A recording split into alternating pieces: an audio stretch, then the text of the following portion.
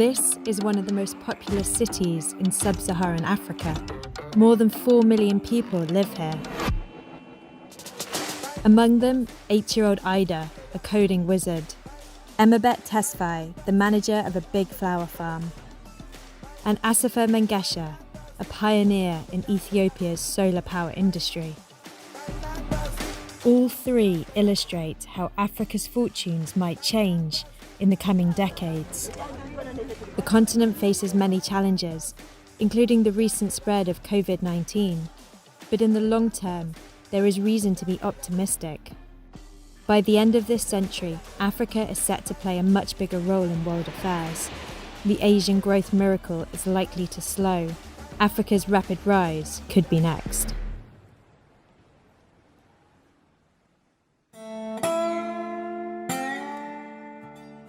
Some 8 million natives, whom the whites still look upon, in the words of Rudyard Kipling, as the new caught sullen peoples, half devil and half child. For hundreds of years, Africa was dismissed by much of the rest of the world. Today, Africa is too big to ignore. Its population is growing faster than any other continent. The UN predicts that by 2100, 1 human being in 3 will be African. Doomsayers worry about overpopulation. They fear that the number of mouths will grow faster than the food supply and people will starve. But the UN's population predictions may be wrong. If Africa continues to grow at the expected rate, its population will almost double by 2050 to 2.5 billion people. But in the second half of the century, forecasts diverge depending on different rates of fertility. The median rate, which the UN expects, implies the population would almost double again by 2100. That forecast is based on the belief that the number of children each woman has will decline only slowly. But that underestimates the impact of education on girls like Ida. My name is Ida. I'm 8.5 years old. My birthday is coming. I live in Ethiopia. At school, Ida is an A-star student. She loves learning. And so do many other girls in Ethiopia. Primary school enrollment rates for girls increased from around 34% in 2000 to 81% in 2015. Yeah. Education has a strong influence on fertility rates. A woman with no formal education will have 6 or more children. This falls to 4 if she finished primary school, and to about 2 if she finished secondary school. I want to go like this. First, I'm in KG, prep, and then I go to grade 1 after 12, and then I go to high school, and then I go to college, and then I go to university. According to one study, if the rate of social development, in particular the education of girls, doesn't change, the population of Africa will be as high as the UN predicts. But look what happens to the population size if there's even a median improvement in development. And if there was a rapid rise, towards the end of the century, the population would decline, which means the more girls are educated, the lower Africa's population is likely to be. I'm telling you that girls could do anything they want. Everyone in Ethiopia knows that girls could do whatever boys could do. Which way is our car? There. Both Ida's grandmother and mother were well educated and have had successful careers. Educated women are more likely to enter the workforce. Despite being half of Africa's population, women generated just 33% of the continent's collective GDP in 2018. If women enter the workforce at the same rate as men, Africa could add 10% to its GDP over the next 5 years. Every game, she holds our shoulders and tic-tac at us. And it's not just what girls like Ida learn in school that will affect Africa's economic future, but what they learn outside school.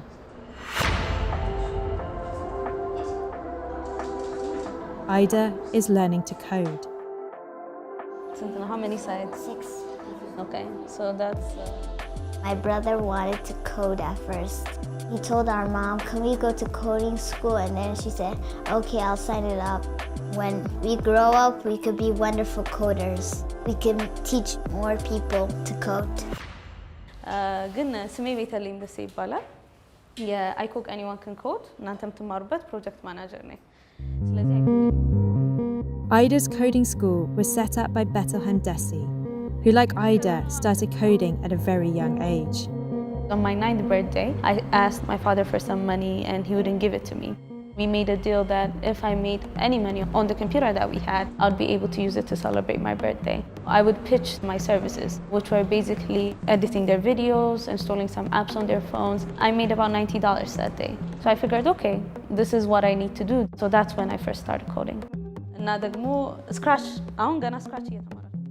Bettelheim is just 20 years old, but already has a clear vision for the future of Ethiopia's tech scene.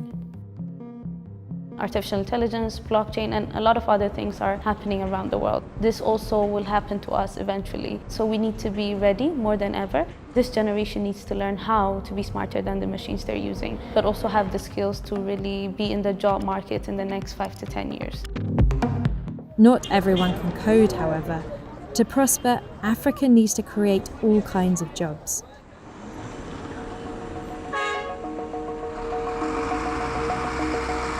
At the Eastern Industry Zone, outside Addis Ababa, thousands of Ethiopians are arriving for their shifts. The manufacturing park was built by a Chinese firm to house factories making textiles and shoes. Ethiopia's manufacturing industry is a success story. The value of its textiles and clothes exports tripled over the past 10 years. And whereas manufacturing's share of GDP is shrinking in much of the rich world, in sub-Saharan Africa it's been growing since 2011. Yet for all the positives, the path to prosperity has potholes. Productivity is lower and exports are growing more slowly than expected. Employee turnover is high. What's more, COVID-19 has meant that orders have slumped in the past few weeks. Ethiopia is unusual in Africa for its focus on rapid industrialization. Across the rest of the continent, there's been an expansion into what are known as industries without smokestacks, sectors such as tourism, IT, and flower farming. It's picking time at Ethiopia's Highland Flora Rose Farm, under the watchful eye of farm manager Emabet Tesfaye. Every day, 80,000 stems are harvested from the farm's 31 vast greenhouses to be exported all over the world. The flower industry is new for Ethiopia. It's really a challenging business because we compete with other countries. To grow the quality, we have to keep the international standard. This is exported commodity. It helps for the country for foreign exchange. Ethiopia's horticultural industry employs 180,000 people. It's Africa's second largest flower exporter after Kenya. Emabet's farm employs almost 500 local workers. Most are unskilled labourers who are trained on the job. I think it's good for the community because if the industry is nearby to them, I think they get access to come and to work. Otherwise, it will be really very difficult for the workers just to live and survive. To help create jobs for their growing populations, African governments are faced with a decision. Lilas spider mite, bekta. Some think the quickest path out of poverty is to copy China, to industrialize rapidly, giving workers jobs in factories. Others reason that since China already dominates manufacturing, their best bet is to do something else. Some see opportunities in services, such as IT, and industries without smokestacks, such as horticulture. Regardless of the route Africans take, they need to invest in technology.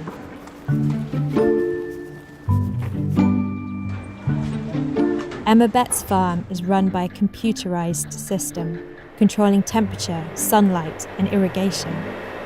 How many waters you give per day? In total, per hectare is around 40 meter cube of water. This is smart agriculture. Ideas like this need to spread.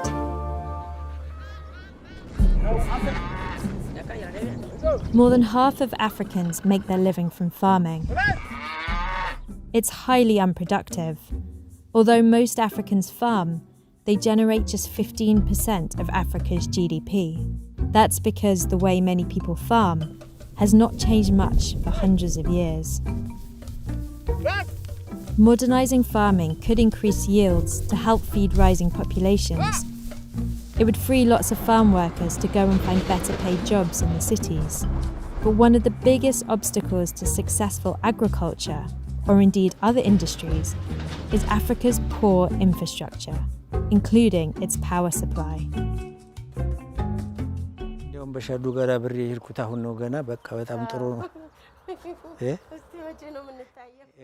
In a compound outside Addis Ababa, Bashadu is showing off her public shower.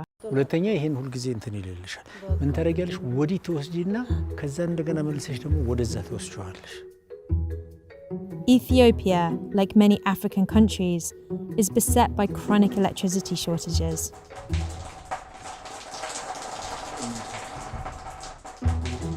But Bashadu has found a way to keep her business running by using power from the sun. It's too hot, you know? The solar power water heater was a gift from Asifa Mengesha, the boss of one of Ethiopia's first companies to manufacture them. People started coming to take shower. They start coming from 3 towns around this area because there is no public shower in all of them. People come and pay, especially from Thursday up to Sunday. She's busy. She made a lot of money. She makes money from the sun. Asifa's business also shows one way that Africa can help curb a global threat: climate change. Africa emits just 2% of global greenhouse gases, but some experts predict it will be the continent that suffers the most from climate change. Ethiopia is a growing economy. When it starts developing and establishes many industries, then she needs energy. Ethiopia has ample sunshine, so why don't we take advantage of this? The Ethiopian government is spending billions of dollars building a giant dam on the Blue Nile River to generate hydropower. But Asifa is struggling to get investment into his business and is frustrated by bureaucracy. Ethiopia is worried about climate change, especially in the last 4 or 5 years. Government organizations talk a lot. In terms of practice, I don't know how far it went. Ultimately, the key to addressing Africa's problems is better governance. Many countries have terrible infrastructure, rampant corruption, obstructive officials, and occasional armed revolts. But Africans have more political choices than before. In the 1980s, most African countries were autocracies. 30 years later, most have become substantially more democratic. In 2018, Abiy Ahmed became Prime Minister of Ethiopia. He promised democracy and peace. ከኤርትራ መንግስት ጋር ለዓመታት ሰፍኖ የቆየው አለመግባባት እንዲያበቃም ከልብ እንፈልጋለን። His work won him the Nobel Peace Prize. Yet, while all this points to a more open Ethiopia, the country could still be torn apart by ethnic uprisings. You can read more about this by clicking on the eye. Ethiopia is one of many countries in Africa that are making encouraging progress. In the short term, the continent may be severely damaged by COVID-19, but in the long term, there are good reasons to be optimistic. More girls are going to school, economies are growing, and countries are adapting to climate change. But to match China's economic success, Africa can't just copy China. It needs more competent and accountable governments that provide basic services, uphold the rule of law, and educate their growing populations. If it does, the next century could yet be Africa's century. You can read more of The Economist reporting on Africa by clicking on the link opposite. That will take you to the special report on Africa's future, as well as our ongoing coverage on Africa and COVID-19. Don't forget to like and subscribe to our channel, and thanks so much for watching.